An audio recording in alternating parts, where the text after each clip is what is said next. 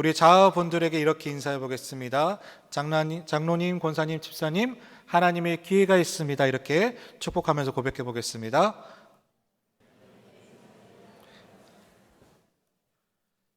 이 땅의 모든 역사의 주관자가 되시며 또 운행하시는 분이 되신 우리 하나님을 이 시간 높이 찬양하길 원합니다.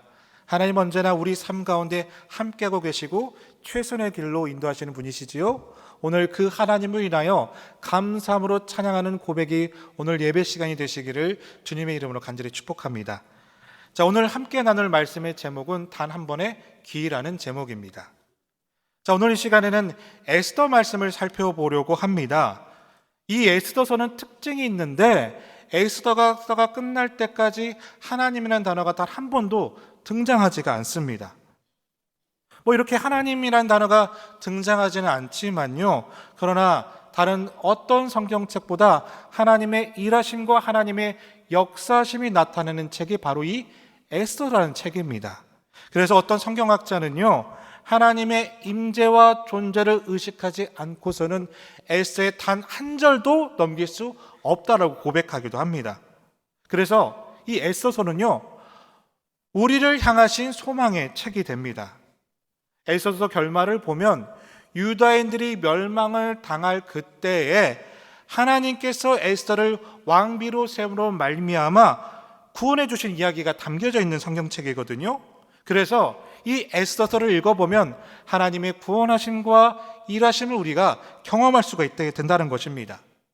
그래서 이 유대인들이 나치 수용소에 갇혀 있었을 때 그 수용소의 지휘관들이 유독 이 에스더서만은 읽지 못하게 하였다고 합니다. 그런데 유대인들은 자신의 기억을 되살려서 그것을 기록해서 계속 읽혀주었다 그래요. 그래서 저는 이렇게 생각을 해봅니다. 그래서 에스더서는 지금 이 시대에 우리에게 가장 잘 어울리는 책이 아닌가, 이런 생각을 해보게 됩니다. 저는 오늘 말씀을 통해서 하나님께서 에스더를 어떻게 왕비로 세워주셨는지, 또 그를 위해서 하나님께서 어떻게 일하셨는지를 살펴보기를 원하고요, 또 이를 통해서 오늘 말씀 속에 나타나시는 에스더를 통해서 일하시는 하나님, 마찬가지로 동일하게 우리를 통해서 일하시는 그 하나님을 우리가 고백하고 경험하며 그 모든 섭리의 순간을 놓치지 않고 오늘 함께 들었던 찬양의 고백처럼 승리함으로 나갈 수 있는 여러분 되시기를 주님의 이름으로 간절히 축복합니다.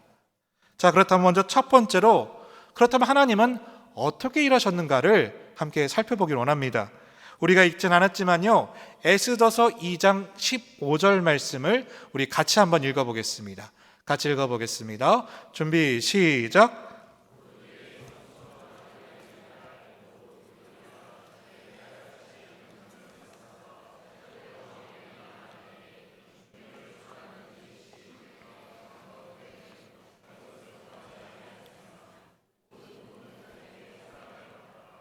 자, 에스더서의 주인공은 당연히 에스더이지요. 그런데 이 에스더가 어떤 사람이었냐면, 에스더서 2장 7절 말씀 제가 그대로 표현해 보면요, 에스더는 부모가 없이 살아가는 고아이고요, 또 페르시아 입장에서는 포로로 끌려온 포로 출신의 자녀가 되고요, 그리고 누가 도와주거나 이끌어줄 상황이 전혀 안 되는 정말 나약한 아주 불쌍한 한 여인이 에스더입니다. 그런데 그랬던 그녀가 오늘 페르시아의 왕비가 되었습니다. 이 페르시아에 대해서 잘 모르시는 분들은 페르시아 왕비가 된 게 별건가 이렇게 생각할 수도 있겠지만, 당시의 페르시아는 전 세계의 절반을 다스리는 패권국이었습니다. 가장 강력한 나라가 페르시아였다라는 거예요. 그러니까 에스더가 왕비가 된 것을 뭐로 좀 표현해 볼 수 있다면 이해가 합당한지는 모르겠습니다. 자, 미국의 대통령의 영부인이 갑자기 돌아가신 거예요. 그래서 영부인을 새로 또 모시고자 했는데 그 영부인이 보니까 이름 없는 나라 출신인 거예요.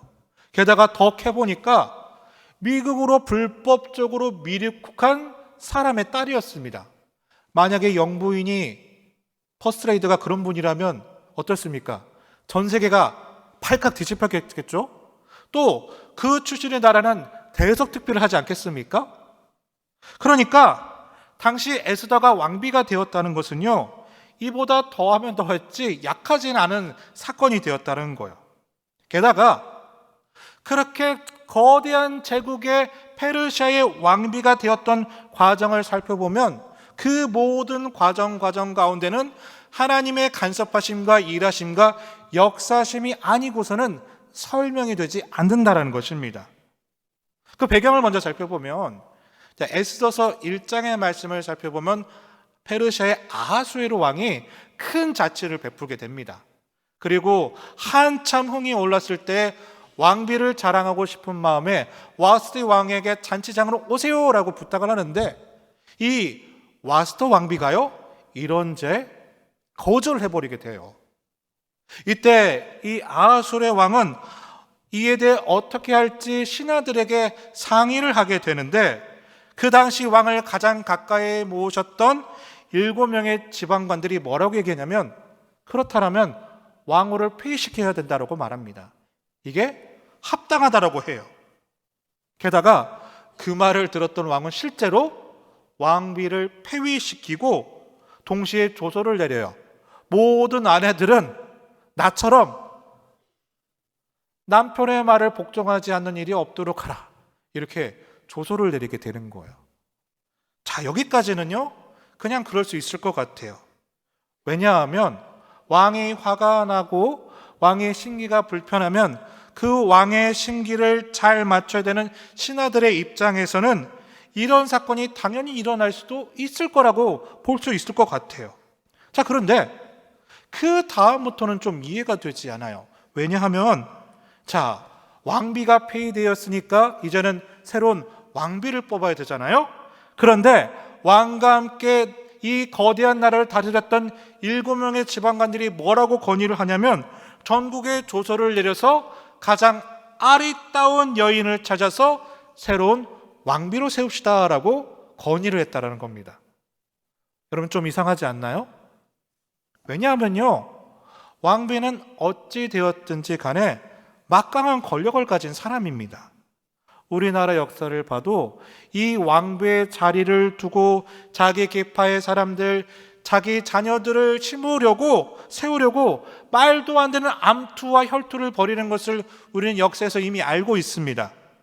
그렇다면 이 7명의 나라를 함께 다스리는 지방관들은 할 수만 있다라면 자기 사람들의 딸을 세우고 싶을 거고, 더 할 수만 있다라면 자기의 딸을 왕비로 세우려 할 것이 너무나 지극히 당연한 일이죠. 그런데 지금 뭐라고 건의를 했다고요? 우리나라에서 가장 아름다운 여성을 궁궐로 데려와서 왕비로 세웁시다, 이 건의를 했다라는 거예요. 게다가 2장 2절의 말씀 보면 이 말을 들었던 아하수르 왕도 흡족해하면서 그렇게 하도록 조서를 내렸다는 겁니다. 이상하죠? 또 이상한 것은요, 여기서 그치지 않습니다.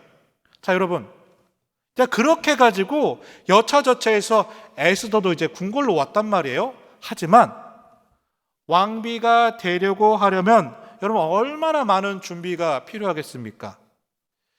요즘도 하고 있는지는 모르겠지만 제가 어렸을 때 미스코리아 대회를 보면 미스코리아가 되기 위해서 후보자들이 어떻게 합니까? 온갖 화려한 옷과 현란한 휘황찬란한 머리 스타일과 완벽한 몸 관리와 할 수만 있다면 심사위원들에게, 시청자들에게 눈길 도장을 받으려고 엄청난 노력하지 않습니까? 자, 그런데 우리가 방금 읽었던 15절의 말씀은 뭐라고 하냐면, 에스더는요, 내시 해계가 정한 것 외에는 어떻게 했다? 아무것도 하지 않았다라고 해요. 자, 그러면 이 에스더는 운이 좋게 뽑혀왔기는 했지만 다른 여성들 후보자들보다 조금 부족해 보이고 분명히 초라해 보이겠죠. 그런데 이 에스더는요, 단 한 번의 기회로 왕비가 돼요. 부모가 없는 고아, 이방 출신의 포로의 여인, 백도 없고 줄도 없어서 누군가도 끌어줄 수 없는 이 여인, 이 여인이 지금 말도 안 되게 전 세계를 호령하는 페르시아 대제국의 왕비가 되었다는 것입니다. 오늘 말씀의 제목처럼 단 한 번의 기회로. 게다가 이 에스더가 왕비로 셈을 받음으로 말미암아 나중에 유다인들이 또 몰살당할 위기에 있을 때 이스라엘을 구하는 통로로 이 에스더가 쓰임을 받게 된다는 거예요. 자, 여기까지 보면 우리가 질문 한 가지를 할 수밖에 없습니다. 도대체 왜 에스더에게 이런 일이 나타나게 된 걸까? 어떻게 말도 안 되는 이런 일이 일어나고 어떻게 말도 안 되는 이상한 하나님의 역사가 계속해서 에스더를 통해 나타나게 된 걸까? 나에게는 그런 역사가 없을까?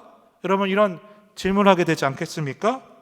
자, 그런데 거기에 대한 답이 우리가 방금 읽었던 15절에 숨겨져 있어요. 15절 말씀 한번 보세요. 자, 끝부분을 보시면 이렇게 고백해요. 에스더를 보는 모든 자에게 에스더가 무엇을 받았다고 합니까? 사랑을 받았다고 합니다. 자, 이 성경 말씀을 순수하게 한글 성경으로 보면 에스더가 좀 예뻤나 보다. 미모가 좀 환미모했나 보다. 그래서 사람들이 사랑스러워하고 좋아했나 보다라고 생각할 수 있을 텐데 여러분 히브리어서 원어를 보면요 이렇게 고백해요. 모든 자에게 사랑을 받았다라는 이 구절은 하나님의 은혜로 높이 들러졌다라고 원어로는 써져 있다는 겁니다. 그러니까 부모가 없는 고아 출신의 아이예요. 포로로 끌려온 이방 출신의 고아입니다. 백도 없고 줄도 없어서 누군가도 끌어줄 수 없었던 여인이었지만 에스더가 왕비가 될 수 있었던 이유는 운이 좋아서도 아니고 우연히 그렇게 된 것도 아니고 어쩌다 그렇게 된 것도 아니라는 겁니다. 이유는 무엇이다? 하나님의 은혜가 에스더에게 임했기 때문에 하나님이 그녀를 높이 들려졌기 때문에 이 말도 안 되는 역사가 누구를 통해서 나타났다? 에스더를 통해서 나타났다는 겁니다. 그래서 오늘 첫 번째로 나누고 싶은 말씀은 바로 이것인데요. 하나님은 하나님의 일을, 하나님의 역사를 만들어 가시는데 누구를 통해서 일하시느냐? 우리 한번 외쳐보겠습니다. 하나님의 사람. 여러분 하나님의 사람입니까? 하나님의 사람을 통해서 일하시는 분이세요. 그런데 하나님께서는 특별히 그 하나님의 사랑 가운데서도 은혜가 있는 사람들을 통해서 역사하시고 그 은혜의 사람을 통해서 하나님의 뜻이 성취되도록 하나님은 일하시고 계신다는 거예요. 저는요 오늘 말씀을 통해서 특별히 우리의 자녀 세대를 위해서 좀 축복하고 싶습니다. 여러분 우리 자녀들은요 오늘 보면 에스더처럼 이곳에서 이방인입니다.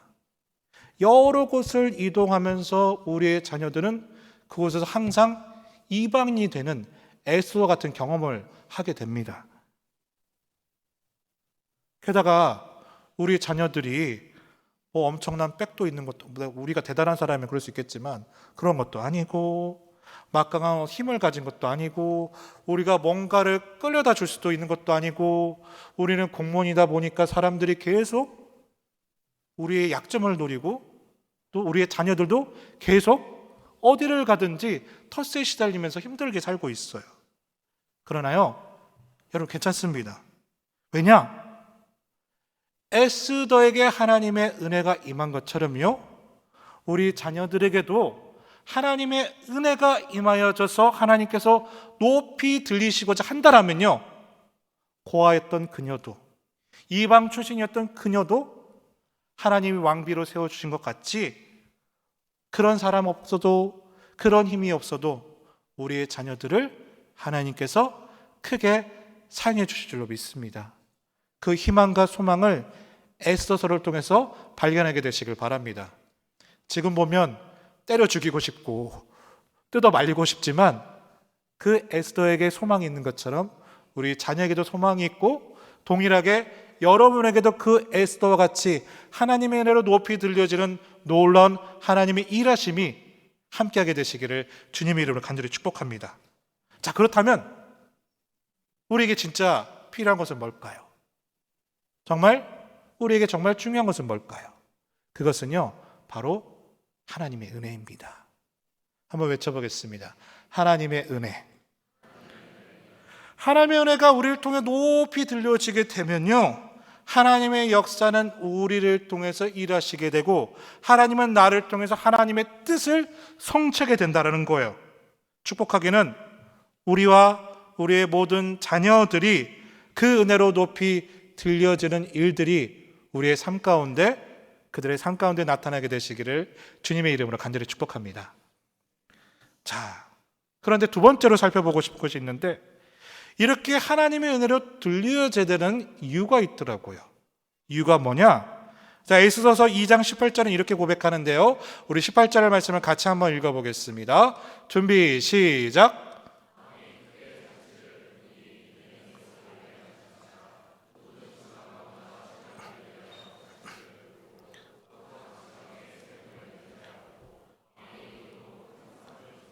자, 18절 말씀을 잠시 보시면 왕이 에스더가 왕비가 된 이후에 뭘 합니까? 큰 잔치를 베풀어 주게 돼요. 당연하겠죠? 그런데 이상한 사건이 또 하나 등장을 합니다. 잔치를 베푼 이후에 왕은요, 모든 지방의 세금을 면제하였고 각 성마다 큰 상을 베풀어 주었다라고 18절에서 기록하고 있어요. 그 당시 세금은 엄청나게 큰 부담이었거든요. 자, 그렇다면 세금을 면제받았던 페르시아의 권하에 있던 모든 지역의 사람들은 왜 이런 일이 일어났는지가 궁금하게 될 것이고, 그러다가 무엇을 알게 될까요? 에스더가 왕비로 세움받았는데 이것이 하나님의 은혜로 된 것이라는 것을 알게 되겠죠? 결국 이 에스더가 왕비로 세움을 통해서 어떤 일이 나타나게 될까요? 그 모든 사람들이 하나님의 은혜를 찬양하게 되더라는 겁니다. 자, 은혜로 들려진 에스더. 그런데 그 은혜는 에스더에게만 머물러 있지 않았어요. 그 은혜가 어떻게 되었다? 흘러갔습니다. 그리고 그 은혜가 흘러감을 통해 에스더만 증명된 것이 아니라 하나님이 하나님 되신 것도 모든 사람들이 알게 되었다는 겁니다. 자, 왜 하나님께서는 하나님의 사람, 특별히 은혜의 사람을 사용하실까? 그래야 하나님께서 들려주신 은혜가 흘러가기 때문이에요. 그 은혜로 말미암아 하나님의 살아계심과 일하심이 증명되기 때문이에요. 다시 한번 축복합니다. 이 사건이 나와 자녀에게 동일하게 나타나시길 바랍니다. 또한 도전드립니다. 사랑하는 믿음의 동역자 여러분, 은혜 사람이 되십시오.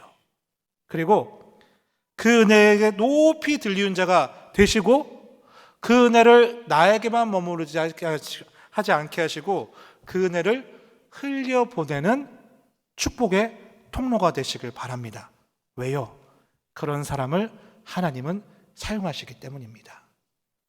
마지막 세 번째, 그렇다면 또 하나님께서는 이 역사를 어떻게 이루어 가시는가? 자, 우리가 읽진 않았지만요, 21절부터 23절 말씀을 교독해서 읽어보도록 하겠습니다. 23절 말씀은 합독해서 읽어보겠습니다. 먼저 21절 읽어보겠습니다. 모르드게가 대궐문에 앉았을 때 문을 지키던 왕의 내시 빅단과 데레스 두 사람이 원한을 품고 아하수에로 왕을 암살하려는 음모를 꾸미는 것을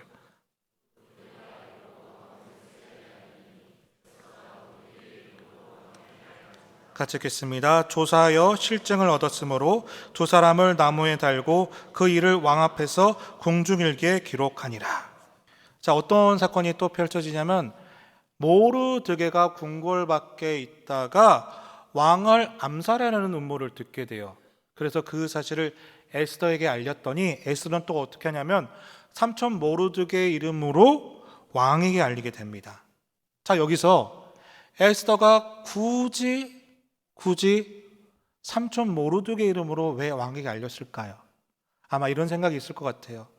그동안 부모 없는 나를 키워주려고 포로 생활 가운데 끌려오면서 나를 여기까지 키워준 삼촌, 이제는 고생 그만하고 조금 더 높은 자리에 올라가서 누리며 살기를 바랬던 마음이 이 에스더의 마음이 여기에 담겨져 있는 것 같아요. 자, 그런데 여기에 또 하나의 이상한 일이 생기게 돼요. 자, 오늘 말씀을 계속 이상하다는 얘기를 하게 되죠. 이상하다는 건 뭐예요? 상식적이지 않은 일이 계속 생기게 돼요. 왜 이상하다고 하냐면, 자, 왕의 입장에서 보세요. 나를 암살하라는 사건을 누군가가 알려줬어요. 그럼 어떨까요? 예, 엄청나게 포상을 하고 치열하는 게 당연할 건데, 오늘 본문의 말씀 보니까 아무런 일도 없이 그냥 지나가요. 단지 뭐라고만 기록돼요? 궁중일기에 이 사건을 기록하였다라고만 나와 있습니다. 여러분, 이 모르드게의 입장에서 본다면 뭐 그걸 굳이 원하지는 않았겠지만 사실 아쉬울 수도 있을 것 같아요. 왕이 왜 그럴까? 내가 생명을 살려주었는데, 신하의 배신을 알려주었는데요, 어떻게 아무런 상도 없이 아무런 감사도 없이 그냥 넘어갈 수 있을까? 이런 생각을 할 수 있지 않겠습니까? 그런데 우리가 이 에스더서를 알고 있지만 이 사건이 나중에 어떻게 이어지냐면요, 나중에 총리 하만이 유대인들을 몰살할 계획과 음모를 벌이고 있을 때, 그 절체절명의 순간에 하필 이상하게 그날 밤에 아하수르의 왕이 궁중일기를 읽게 돼요. 그 궁중일기를 읽으면서 모르드게가 내 생명을 살려주었다. 그런데 내가 아무런 상도 취하지 않았네 라고 하면서 모르드게를 부르게 돼요. 그러면서 어떻게 사건이 전개되냐면, 모르드게를 사건을 통하여서 모든 유다인들을 몰살시키려 했던 그 하만의 악한 계획이 모르드게를 통해서 왕에게 알려지게 됩니다. 그래서 모든 유다인들이 구원을 받게 되는 사건이 이 궁중일기에 상도 받지 않고 기록된 것으로 말미암아 나타나게 되었다는 거예요. 자, 그럼 질문, 왜 그때 모르드게는 높아지지 않았을까요? 왜 그때 모르드게는 박수를 받지 못했을까요? 왜 그때 인정을 받지 못했을까요? 여러분, 중요한 메시지입니다. 하나님의 그 때가 있기 때문입니다. 우리 한번 외쳐볼까요? 하나님의 때. 하나님의 때. 다시 말해서요, 하나님의 역사하심의 때가 있기 때문이고, 하나님을 통해서 우리가 박수 받을 만한 그 계획이 하나님께 있기 때문이고, 하나님께서 그때에 높이시려는 그 순간이 있기 때문에 그렇다는 거예요. 그래서 오늘 말씀에서 나누고 싶은 마지막 세 번째, 하나님은 우리 역사 가운데 첫 번째, 두 번째를 통해서는 사람을 통해서 일하시는 것도 봤지만, 하나님은 또한 무엇을 통해서 일하시는가?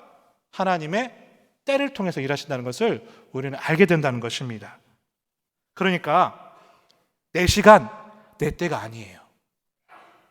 하나님은 철저하게 하나님의 때와 하나님의 시간을 통해서 우리를 통해 일하신다. 그러니 여러분, 너무 늦었다고 실망하지 마시길 바랍니다. 내가 이렇게 수고했는데 주님 왜 알아보지 않으실까? 주님, 지금이 아니면 안 돼요라고 여러분 그렇게도 생각하지 않았으면 좋겠어요. 왜냐? 하나님은 나를 향하신 그 하나님의 때가 있더라고요. 그 하나님의 시간이 있더라고요. 근데 그 하나님의 때와 시간은 나와 모든 이들을 위한 최선의 때라는 겁니다. 모든 유다인을 구원하는 때고, 그로 말미암아 모르드게가 하나님을 통하여 은혜를 충만히 누리는 때가 되었다는 겁니다. 말씀을 맺겠습니다. 사랑하는 믿음의 동역자 여러분, 여러분에게도 그 기회가 있습니다. 하나님께서 여러분을 높이시는 그 기회가 있어요. 반드시 놓치지 말게 되길 바랍니다. 부디 하나님의 사람으로서 또 할 수만 있다면 그 기회로 하나님을 또한 높이시는 여러분이 되시길 바랍니다. 더불어 그 은혜를 나만 간직하려고 하지 마시고 흘려보내시는 축복의 통로가 되시길 바랍니다. 그러므로 말미암아 에스더와 같이 에스더를 위하신 그 하나님의 일하심이 오늘 우리를 통해서 내가 그 은혜를 사모하여 동일하게 그 은혜의 일하심이 나타나게 되기를 주님의 이름으로 간절히 축복합니다.